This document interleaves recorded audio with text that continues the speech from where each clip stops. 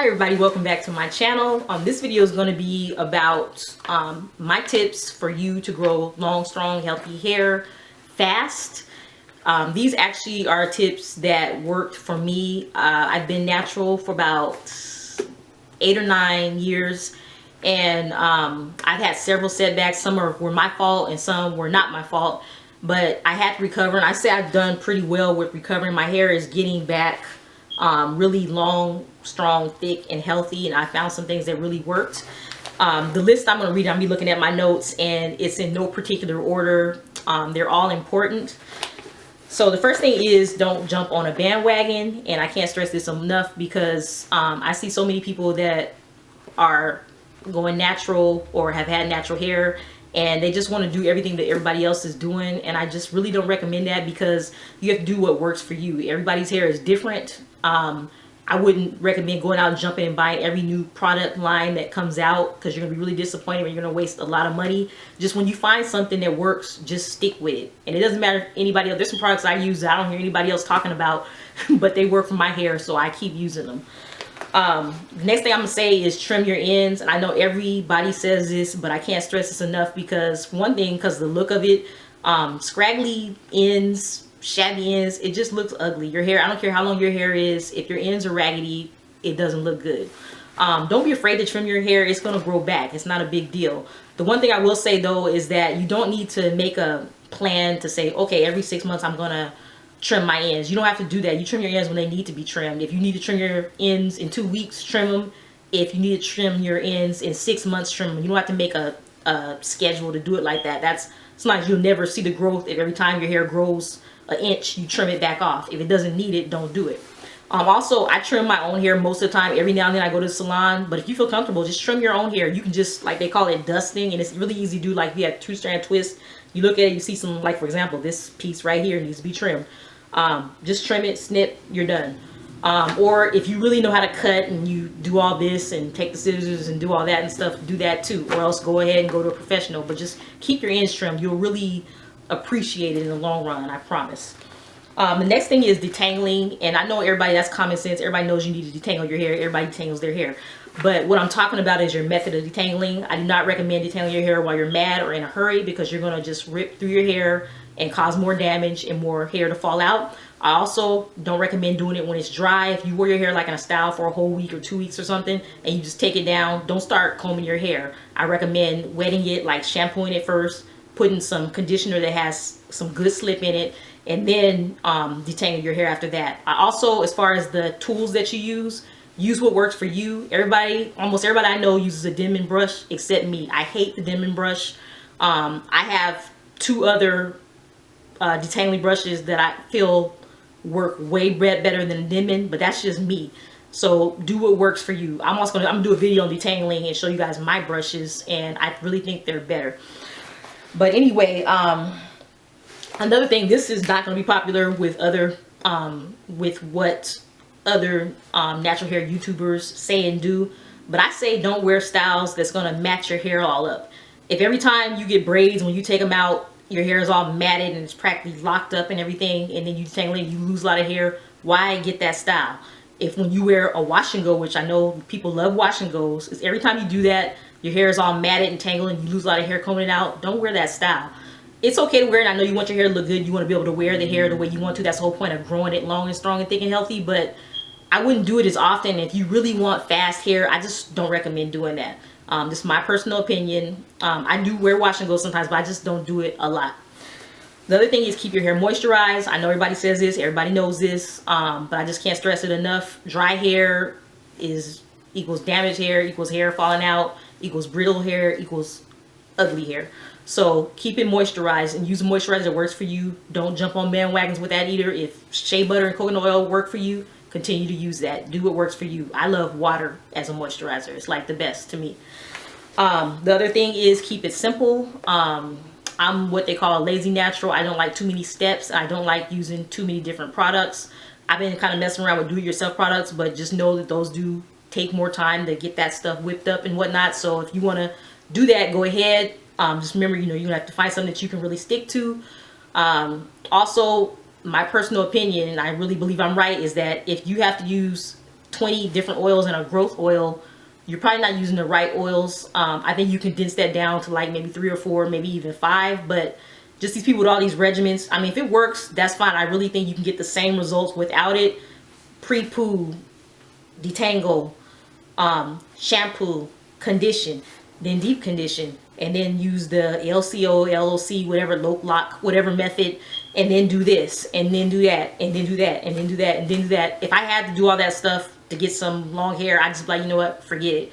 So but if that's okay with you and you like spending your whole day doing your hair, go for it. I've been able to get some pretty decent results without doing all that stuff. So again, find what works for you, but I recommend keeping it simple with the products. Don't waste a whole bunch of money on all this stuff, you know, throwing all these powders and oils and stuff. Just figure out some methods that really, you know, you want to use jojoba oil because it does this. You want to use coconut oil because it does that. You want to use shea butter because it does this. Castor oil because it does that. And then find something and put those together and do it. Don't just go to Whole Foods and buy all these oils and stuff and you don't even know why you're putting them in there. Total waste to me. The next is minimal heat. I know a lot of people say this, and I'm not going to say no heat because I actually use heat in my hair. My hair is the type, it doesn't dry overnight. So say I wash my hair on a Saturday morning or Sunday morning, it's still wet. So I have to, and I don't like going out with my hair wet. Plus with a twist out, you can't unravel the twist while it's wet or you just have an afro. So I do sit under a hooded dryer. That's pretty much about it. I might get my hair flat ironed maybe once a year, if that. If you're really trying to grow your hair fast and you want to be healthy and thick, I recommend no heat.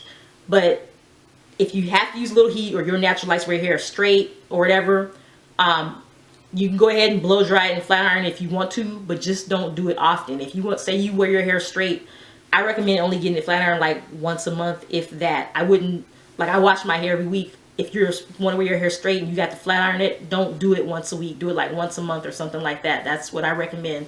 If you really want the fastest growth, no heat is better, but if you're going to use heat, use very minimal heat. The next thing is, this is just kind of more of a mental thing. Don't compare your hair with other people's. Other people's hair might grow faster or slower than yours. Other people's hair has a more coily curl pattern and yours doesn't. Other people's hair, they don't have to detangle your hair while they have deep conditioner in it and it still doesn't fall out, or they don't have to moisturize it every other day like you do. They only moisturize it once a week.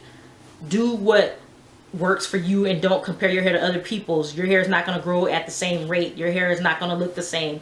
They're going to be able to do other things that you maybe can't do if you're really trying to get, you know, optimal hair growth.